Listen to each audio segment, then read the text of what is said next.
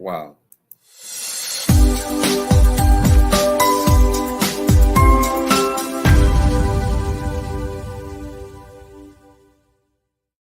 Hello, welcome to the James Cooley Show. It's your life. I'm your host, Dr. James J.C. Cooley, and I tell you, wow, this is going to be an absolutely fantastic show. We got a young lady here that's doing some great things in the world.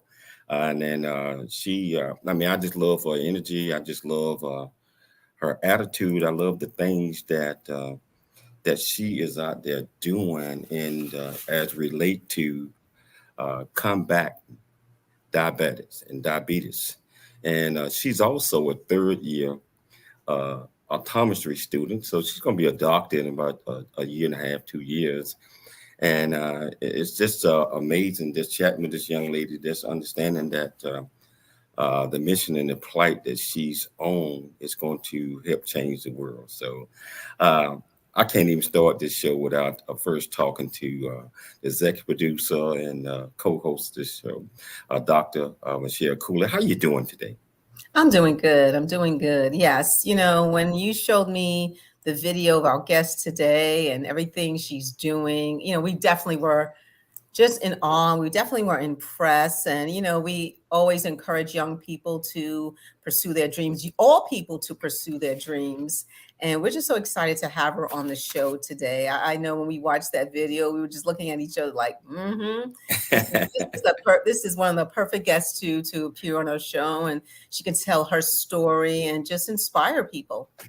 Yeah, we always encourage people to dream big, think big, and be big. And one of her dreams from a dream big perspective is she wants to conquer diabetes in the minority community, actually all communities, but her focus is on the minority community because I believe that this disease or this, whatever you might want to call it, affect the community of color more so than anyone else. So wherever you're watching this at, whichever platform you're watching on, all you have to do, if you want to be part of it, is go to the comments. Ask any question that you like. If you're watching on E360 television, Transfers Television, YouTube, LinkedIn, Twitter, or over 30 plus other live streaming network, welcome. And you can be part of the show if you want to. So I'll tell you, Michelle, first of all, can you do the honors to identify the title of the show, the purpose of the show, and introduce this absolutely wonderful guest of ours? Yes. Well, the title of the show is called Dream Big, Conquering Diabetes in Minority Communities. And we're getting to know optometry student. And I'm going to just say her name as what we call her, but I don't want to butcher her name. So I'm just going to call her Bakama. And she can tell us how to pronounce her full name.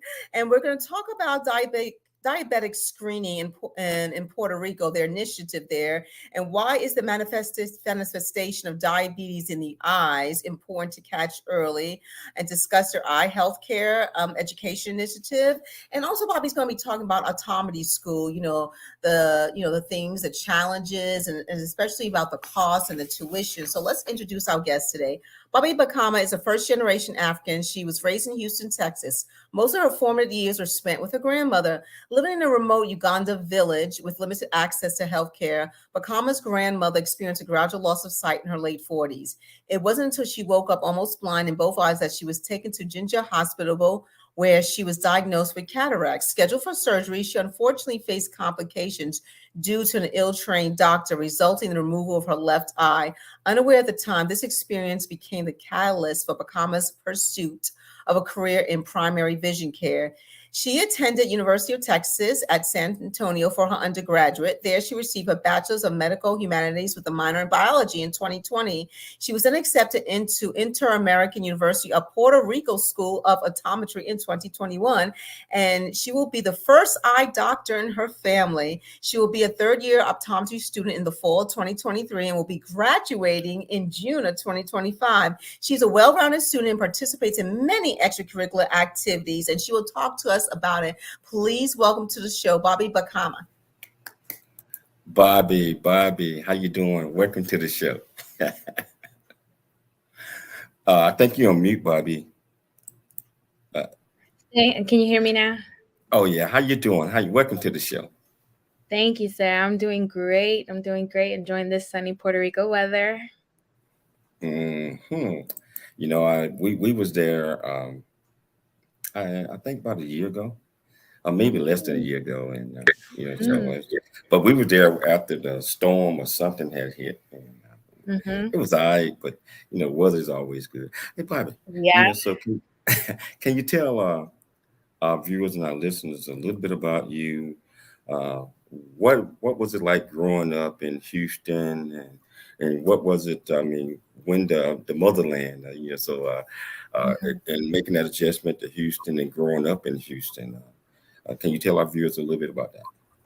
Yes, so I grew up in Houston and one thing I can say is Houston is a very diverse place to be. I feel like it prepared me to be encountering different cultures and different ethnic groups.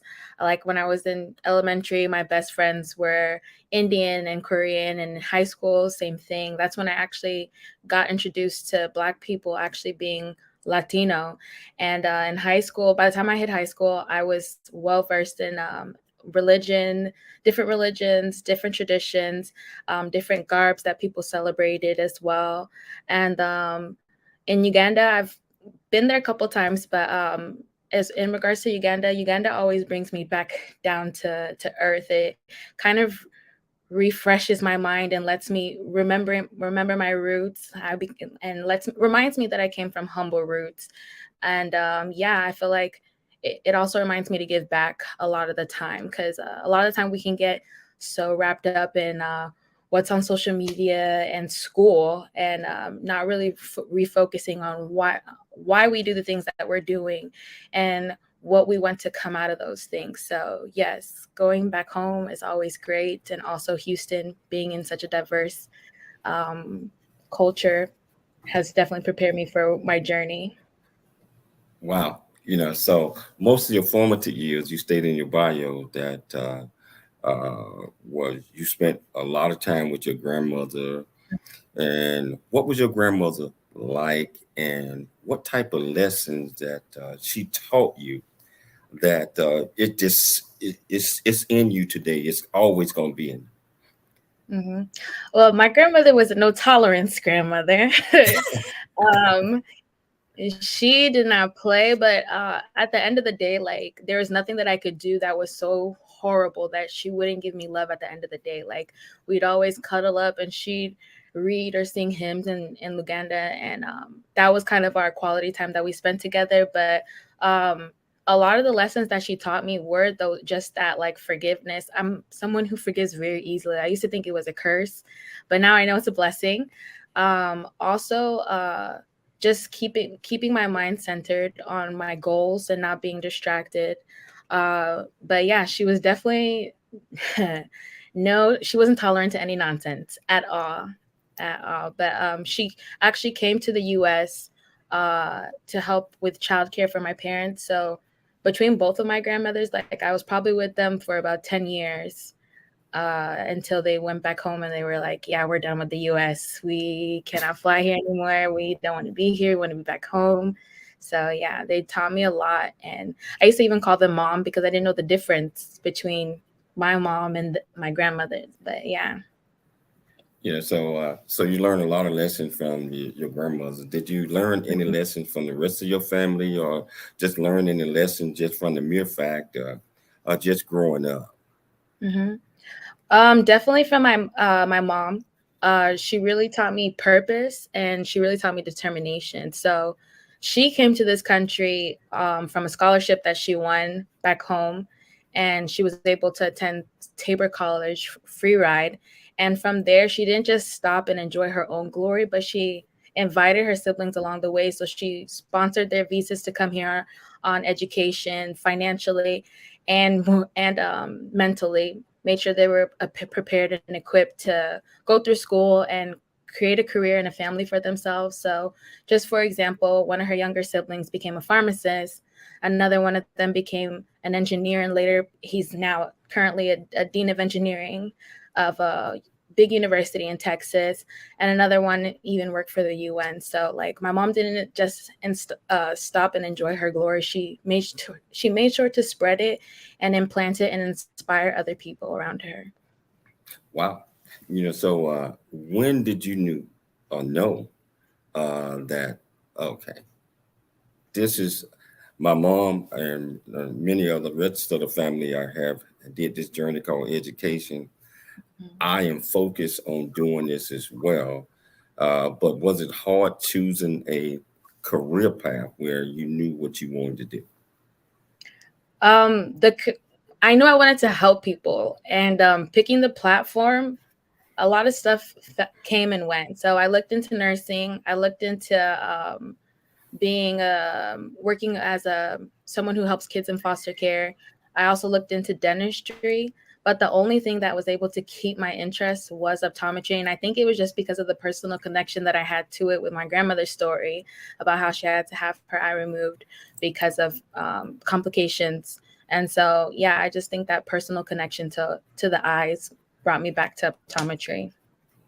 Wow, I see your sister, Ambassador Dr. Olivia said, "Hi, Bobby," and she's gonna be joining us. She's gonna be joining us later on down the line. So, but you just mentioned your grandma and how a lot of this had some major impact on you. Can you walk us through the events that happened with your grandmother regarding her eyes?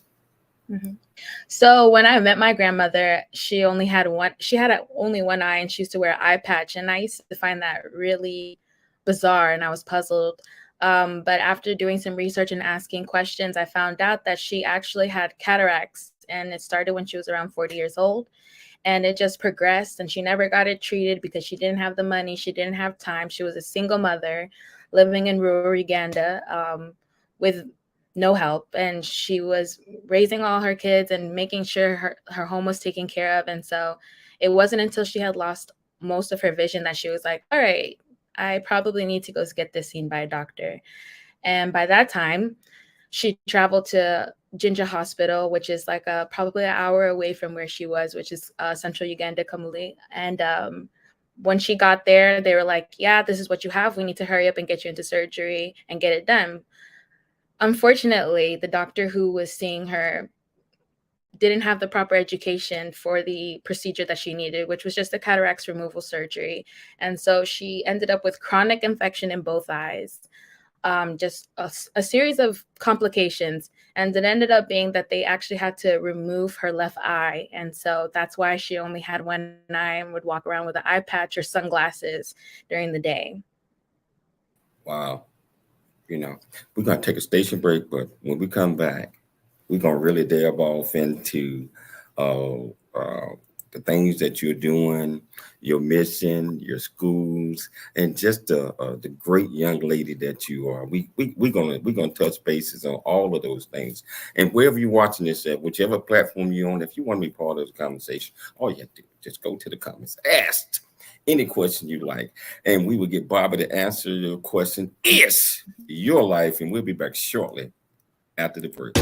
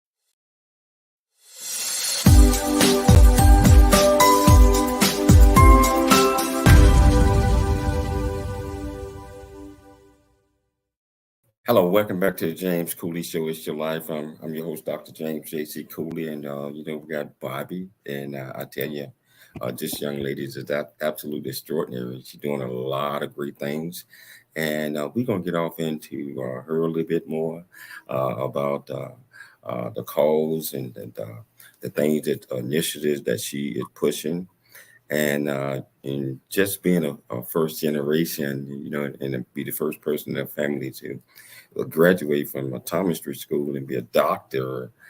That's coming up real soon. But it's more than just a doctor. This young lady is extraordinary. She's extraordinary.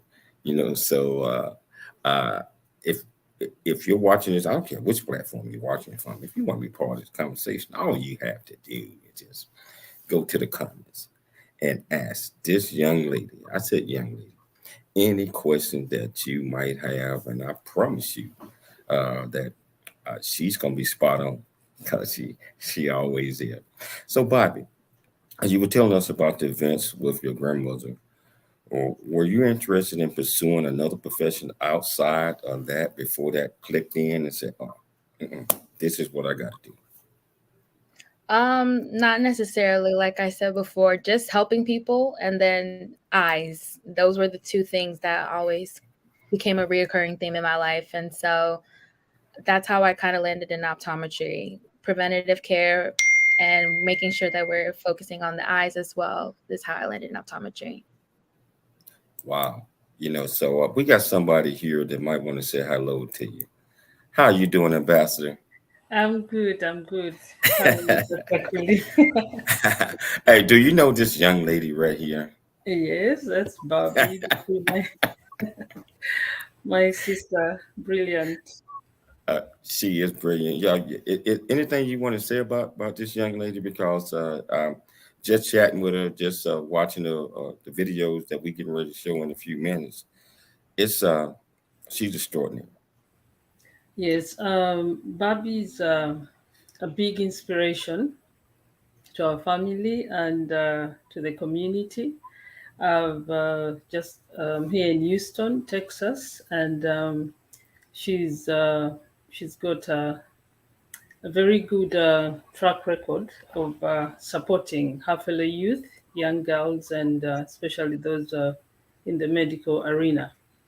So she's a girl of great confidence, and she has the ability to represent us quite well, and she has the passion to really help um, the community, and she's very hardworking and committed to this cause. Yes. Oh yeah. I mean, you can tell. I mean, and we're gonna show a video in a few minutes, but Bobby, part of the title of the show is conquering diabetes in the minority community. Can you tell our viewers and listeners how widespread is this disease? Because many of us don't know. hmm Well, diabetes is a disease that can really affect anybody, like you mentioned before. However, it disproportionately affects the Black and Latino communities, especially our minority communities. Blacks come in at 91%, and specifically in Puerto Rico, they come in pretty high as it relates to the Latino ethnic groups who are affected by diabetes. And a lot of these reasons why our minority Black and Latino populations are affected is because of the limited access to healthcare. Health disparities play a huge issue in regards to the treatment and the management of diabetes in these communities. Also, financial constraints in regards to treating diabetes, the medication costs, and also being seen by the doctors. Sometimes people cannot afford the copays, or they don't even have the insurance and able to get a decent copay. Also, unhealthy food consumption. So when a lot of our poor communities are using the fast food because they don't have time to cook because they're working so many jobs, so they're going to the fast food chains to feed their families. So over time, consuming that kind of unhealthy food full of fats and high cholesterols and oils can also secondarily cause diabetes.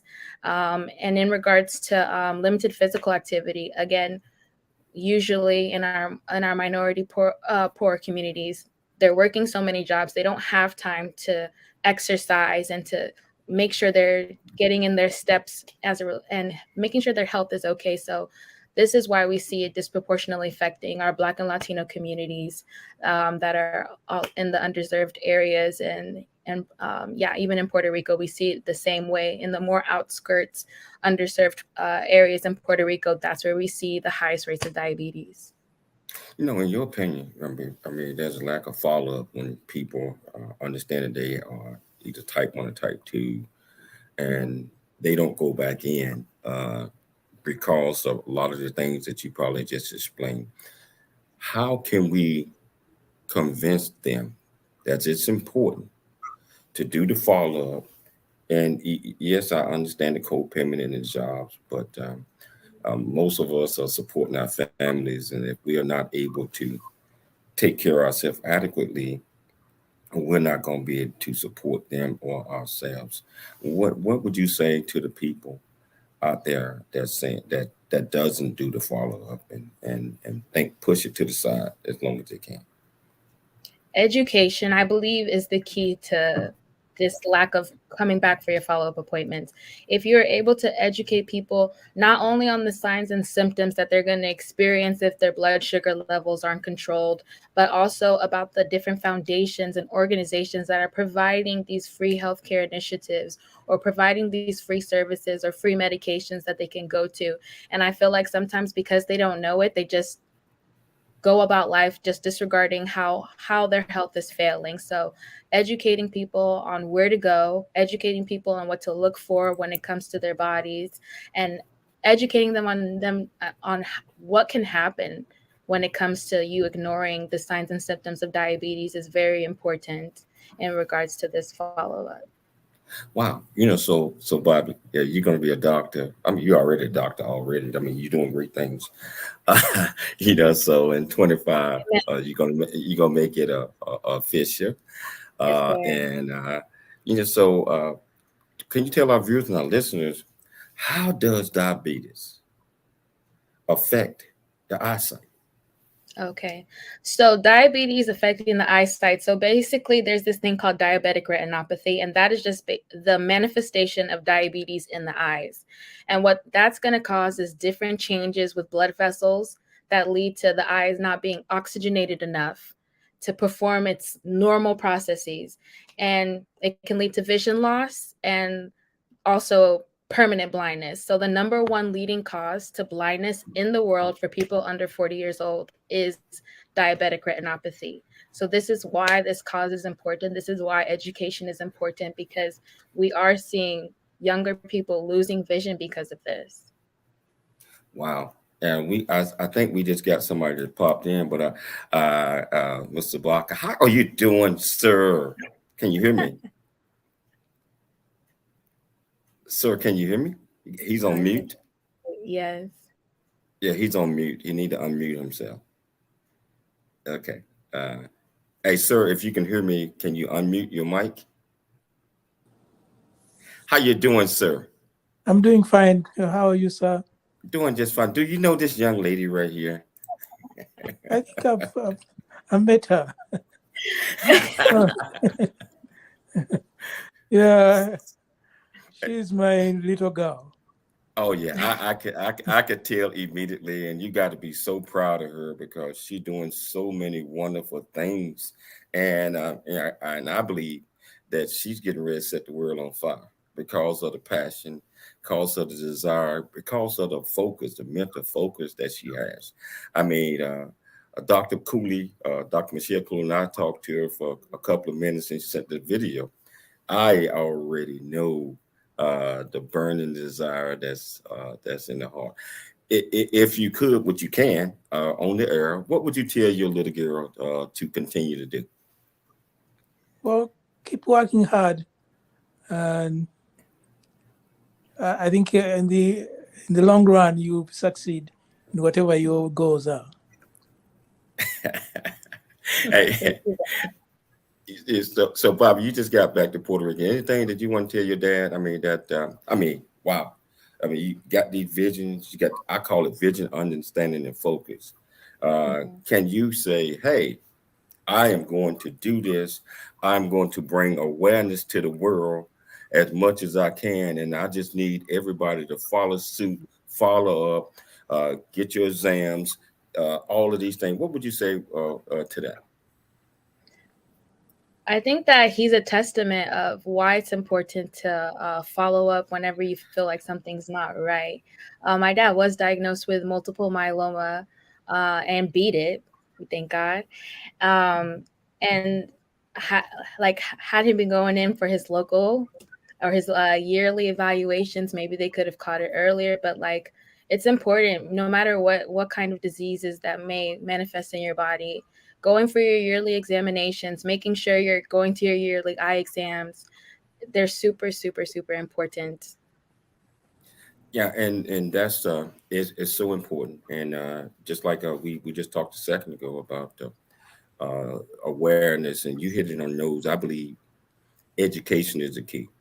I believe focusing in on certain things about the effect and the things that this disease can do to us is the key.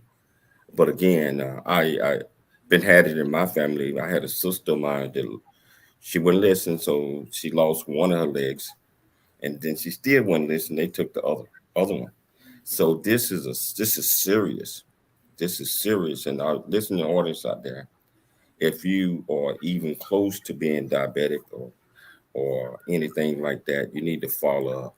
You need to follow up, continue to see your doctor and eat right, just like Bobby said. Bobby, tell them what they need to do again. They need to do what? You need to eat, exercise, make it a lifestyle, healthy lifestyle, so that you can live long to see your kids grow up, so that you can be fit enough to not have anything amputated and keep your vision. Absolutely. You know what we're going to do? We're going to take a station break, but we're going to come back and we're going to pick it up and we're going to talk some more about this. This young lady is incredible, and you all know she is. She's incredible. So we're going to come back and we're going to pick it up. We're going to educate our listeners, and we're going to listen to Bobby teach us and a little bit more. If you want to be part of the conversation, all you have to do is just go to the comments, ask this young lady any question that you like, and I promise I'll get you on the air. It's your life. I'm Dr. James J.C. Cooley. We'll see you shortly after the break. Really get a chance to know who you are. And once you know who you are, you truly know who you are, love who you are. Love who you are. You're a masterpiece. Love who you are. Love who you were born to be. Love me some me. That's what I'm talking about. When you leave high school, you gotta know today or tomorrow, or hopefully today, what your plans are. Hopefully, there is no bad decision unless there is no plan. Create, collaborate, commit with confidence. Commit with what? Commit with what? In everything that you do.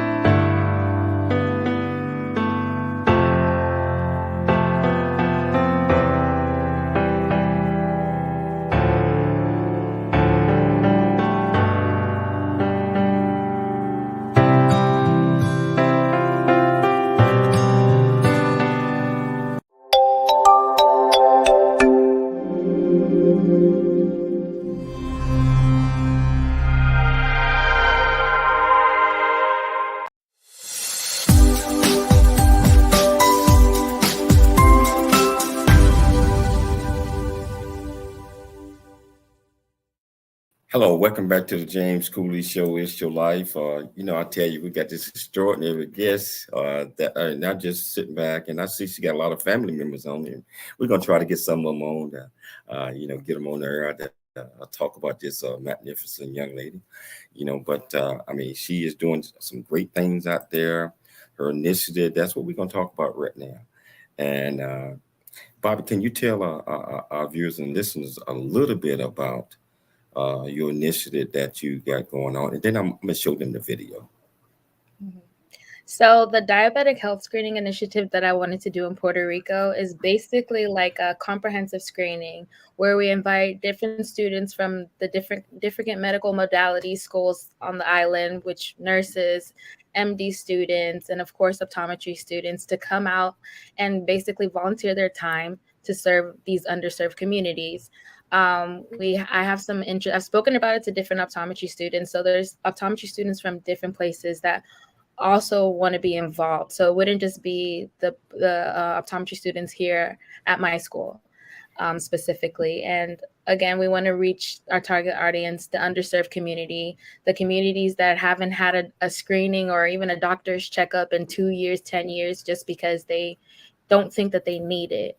So yeah, that serving the community in that way and also educating them is what we want to do, or what my vision is for Well, the diabetics. I love your vision. I love your vision. We're gonna show this to a video, but before we get to the video, I had to do a quick commercial. Like, hey, we just released a Black Man Point of View, Mind, Body, and Soul. It was released 2 days ago, and that's a roadmap to every Black man, every woman, and everything. You can get it on Amazon. You can get it on Amazon for 99 cents today, Amazon ebook, or you can get it on Amazon. You can get it on other platforms as well. But help us out in making this a bestseller. So I need everybody's support to go on Amazon, Kindle, buy it for 99 cents, because tomorrow it won't be 99 cents. But what she's talking about is screening and her initiative. So we're just going to get directly off into this and show this clip. Here we go. Obesity. Obesity is a significant risk factor for developing type 2 diabetes. In Puerto Rico, the prevalence of obesity is relatively high. Unhealthy eating habits, a lack of physical activity, and sedentary lifestyles contribute to the risk of obesity and subsequently diabetes. According to the data from the CDC, or the Center of Disease Control and Prevention, in 2019, the prevalence of obesity among adults in Puerto Rico was approximately 31.4%. This figure is higher than the overall obesity prevalence in the United States, which is around 29.7%. Last but not least, we have socioeconomic factors. Socioeconomic factors such as poverty, low education, and limited access to healthcare can also impact the prevalence of diabetes. Individuals with limited resources may have difficulties accessing diabetes prevention programs, screenings, and quality healthcare services.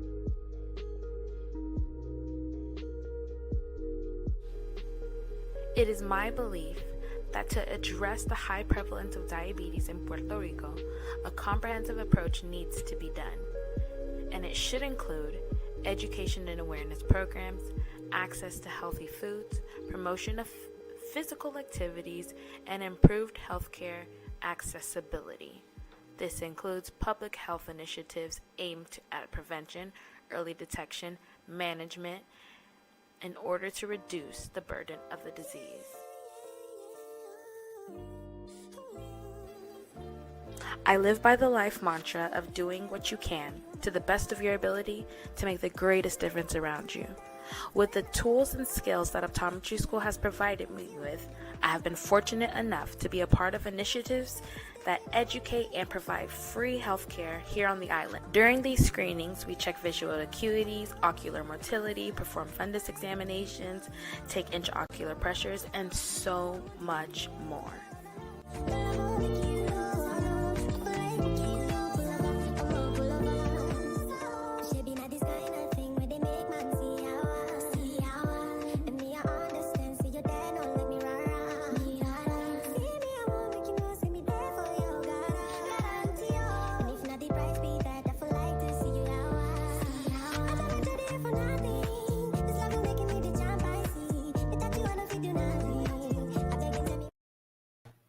I love that. I love that video. Um, so that initiative is over in Puerto Rico, but can you tell the world that that initiative is for them as well? I mean, I know the Hmm. study is there, but it's so important that we put this out. This affect everybody, especially in the community of color, a community of color. And I hope there's a lot of other folks out there that's creating initiatives like this, Bobby, because I mean, that's incredible. So Bobby, can you tell our viewers and our listeners who is the target audience? And I know I keep saying people of color, but it's all people. But who is a primary patient target audience that this research and that this screening is for? So the first initiative, which is the one that I want to do in Puerto Rico, is just going to be more so the rural communities. Of course, the what I romanticize is a larger scale kind of initiative that occurs in different countries in all over the United States and Puerto Rico and even in Africa, where we are doing these screenings and where we are referring patients that are in critical conditions and are educating patients who do or don't have it so that they can further educate their family members about the importance of diabetes and the importance of their health in general. Wow. So have you been able to reach out to any government officials or any organizations or over there that's willing to support these initiatives, or they supporting you, and if so, which way? So as of right now, the only people who I have reached out to that in starting it in Puerto Rico have been teachers. We do have one teacher here who has spearheaded a lot of initiatives in different Latin American countries. His name is Dr. Hector Santiago, and I've really been asking him to take me under his wing and kind of show me who I need to talk to and who I need to relay these messages to in order to get the ball rolling. And he has helped me a lot when it comes to like how to do it in Puerto Rico. In Puerto Rico, we reach out to the governors of this town that you're going or the city that you're going to in order to first get permission and also get a space or a venue to hold these events at. And they also are in charge of the publicity. So they're the ones who are going to put it on the radio, put up flyers in the churches and in the local businesses and things of that nature. And our job would just be to get the volunteers. So I've always publicized to different students like who are willing to do it, like let's go, let's get our equipment and let's go. The only constraint just comes with a supervising doctor, which I've talked to doctors here at my school currently who are willing to devote their time to supervising us students as we conduct these screenings. So do you? I know that you're saying, but do you have a plan, execution in getting it? Do you have other students that are working with you? I know you just mentioned a few teachers. Mhm. Uh, so tell us about that a little bit. So, because of one of my positions that I hold here on the school, which is Lions Club, I'm the Lions Club vice president and also the chairwoman of the community service. So, in regards to getting the um, student backing, it's not going to be hard to get volunteers. I feel like, pumped up a lot of students when it comes to serving the community that we're currently in, serving Puerto Rico, where we're staying just to pay homage to the island.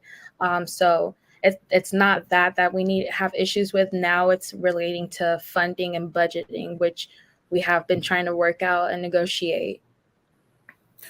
So yes, and we really got to bring awareness, and I hope that some of the officials over in Puerto Rico understand the importance of this, because the communities are important, and getting everybody involved in this will help reduce this.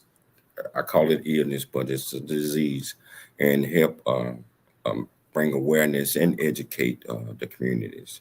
So you do have another initiative that you're doing over there. Can you tell us about the eye health education initiative? Hmm. So the Eye Health Education Initiative, I was inspired by another student. She actually won Student of the Year last year at one of our optometry conventions. And basically, they're educational videos that you send out in different languages. She did hers specifically zoned to her home country, which is Ghana. And for me, I would want it to be in English and in Spanish so that it could cater to the Puerto Rican population and also the population in America. So these videos will consist of everything that I've said, but in layman's terms: what diabetes does, what does it do to the eyes, how does it affect the eyes, the signs and symptoms to look for, also why follow-ups are important, what can happen if you don't go to these follow-ups, and things of that nature. And it's all like cartoon and very easy to understand and very digestible for any population. So we want to be able to send these kind of videos out to elementary schools, high schools, middle schools, colleges, and even nursing homes. So that's kind of what the education initiative is the message is trying to get across, in the target audience that we want to be able to reach and inform. So incredible. Yeah. Okay. So can you tell me what it's like being a student in the International American University of Puerto Rico? Because you came from Houston, you're there. Mm-hmm. Tell our viewers and listeners what it's like being a student there.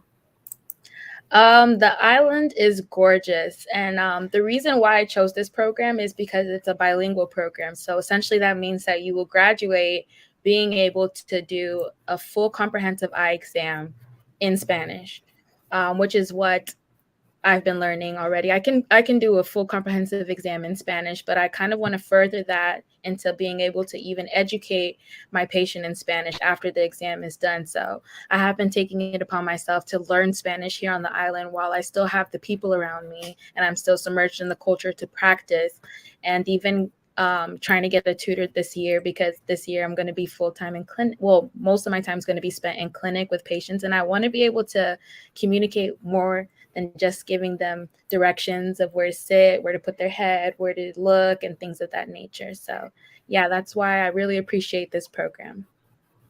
Wow. And you're doing some absolutely great things. We got to take a station break, but you got some family members that if they pop back on, we'll bring them on a little bit to say hello and how proud they are of you after the break. But I tell you, it's like this young lady right here is extraordinary, and she's doing some great things. She's going to continue to do great things, and we all need to support her. We all need to support her. We're going to take a station break, but we're going to come back and we're going to pick it up a little bit more. It's Your Life on Dr. James J.C. Cooley.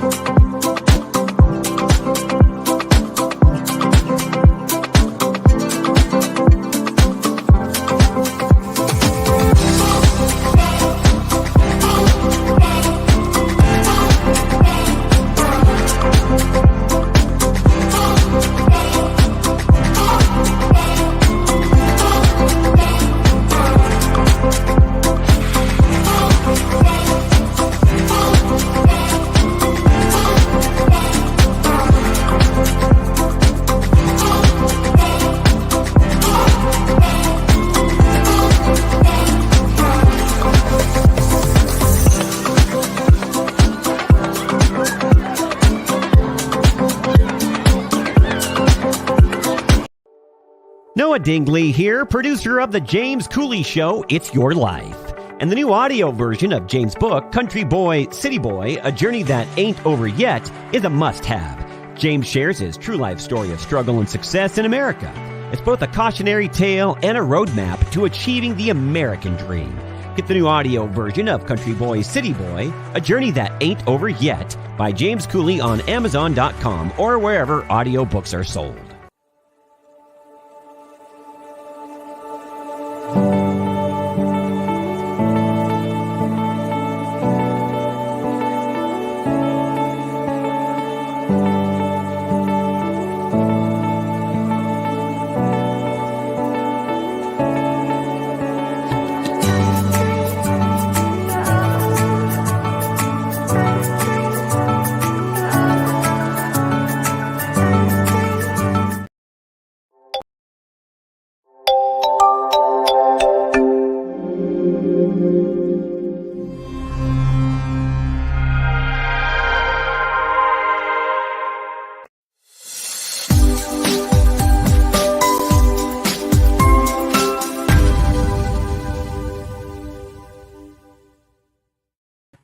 Hello, welcome back to the James Cooley Show. It's your life, and I see we got a lot of folks on here that's proud of this young lady. I see all the emails, and we're gonna bring some of them on that they pop the camera on. You got I think it's OSIRE Emmanuel. He's proud of you, proud of his niece. You got Douglas A. Uh, proud. Everybody proud of you. you know. Bobby, you're an inspiration to us all, and we all need to clamp down, just like this young lady right here, my friend Ambassador. Ambassador, what do you think about the show so far? I think it's brilliant. I just wanted to quote one scripture that says, Habakkuk 2:2, that, and the Lord answered, write the vision, make it plain on tablets, so he may run who reads it. So Barbie, at her age, a very young, energetic, vibrant lady, having such a fantastic big vision, addressing real time problems and challenges that the entire world is facing, which is obesity and diabetes. It's such a huge problem. In fact, in Puerto Rico, I think it's about 31% of the population that is facing this, and of course, given other challenges like the cardio-related diseases and all kind of dietary stuff that is going on. So, a young lady who is my sister thinking, so big to address this kind of big issues. It is amazing. And this show today is a big inspiration to many young, talented, skilled people out there. I would like to encourage every young lady, young person in the USA, in Houston, in Puerto Rico, in Africa, to take up the challenge that you can make it. The vision is big, but we are all here to support you, Barbie, and it will happen by the grace of God. Certainly, by the grace of God, you got Uncle Patrick. I think from the UK is saying he's so proud of you. I think he's on here. He's got his mic and everything turned off. And you got Aline Jacobs Jacobs Jacobus here. But I think this Uncle Patrick is here right now. How you doing, sir? Uh, yes, sir. I'm fine, thanks. So excited about Barbie. Oh, Barbie. You know, you are, when the way you're answering the questions, I just juicy to me. Very juicy. Thank you so much. And keep it up. We're here to give support. Keep it up. Thank You you. got Ali. I think I might have announced her name wrong, but hey, how you doing? How you doing? How you doing, madam? Um, Thank you so much for having us on your program, Dr. Akuli. Yeah, I'm really, really excited when I see young people take up challenges like Barbie's doing. I am excited, and I have a, you know, background of public health myself. So I know that it is part of the global disease problems. When you talk of diabetes, obesity, the list is endless. Thank you so much for just diving in there and getting on with it. We are supporting you, Babi. We'll get as much support as we can. We are rallying behind you. Thank you so much. We are so happy for you. Thank you, So, sir. Bobby, just like I said, most young people will not take the time to start these type of initiatives, especially when they're going to do med school, schools like you're doing. But you're taking the time to do this, and you still maintaining your studies, and your goal is, hey, in 2025, you guys are gonna call me doctor. Hmm. They can start calling you doctor right now because Yes. Absolutely. you already done met the criteria in most of the cases. Anytime that we give up some of our needs to help other people, that I mean, give up our wants to help other people in needs, and create initiatives like you're doing. You're special. God sent you to this earth for a special reason, and you are making all of us proud. you Amen. you you're making all of us proud. So Bobby, tell us. I mean, I noticed that you are the vice president of the class of 2025. You're the vice president of the Lounge Club, community service chair, National Optometry Association. Yeah, you're doing it all. That is so fantastic. What drives you? What keeps you going? What calls you the mental capacity to separate these things and continue to do great with your grades and in the community? Can you tell our viewers and listeners a little bit about that? So, most of the things that I'm involved with are about serving the community. And I feel like picking organizations that specifically target what you're driven by and what inspires you kind of keeps you motivated throughout school. So, school can sometimes be draining where it's just books and books and books and exams.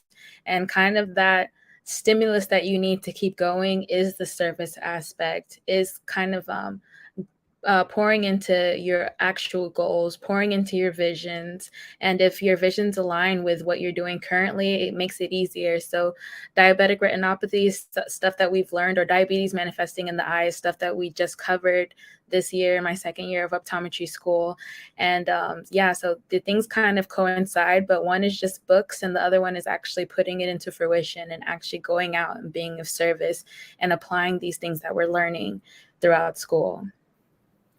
I sense that you should be the international spokesperson for this. You know so much about it at a young age. Speak and vision, understanding, focus. You got it, and continue to do what you're doing. Get other young folks involved in this. Get us old folks involved in it. Get everybody involved in this. So Bobby, what are some of the takeaways that you want our viewers and listeners to get from this great interview and this great discussion that we have? So the biggest takeaway that I want everyone to know is that for the people, the older generation who's looking for the people who are eager to serve and eager to give back, like we're here. There's a community of us. We're on fire, but funding, we do run into the issue of funding because we are still broke students, very broke students, and the debt is only climbing. Like when you look at the different optometry programs, the minimum that you're going to get is at least 100,000 when you graduate. Like you're going to be 100,000 in debt if you're not paying from out of pocket. And because of a lot of us come from lower income backgrounds, we are taking out the loans and we are accumulating this debt. And so it kind of makes us feel a little bit suffocated when we feel like we want to do this, but we can't because we don't have the funding. So like, how do we do it?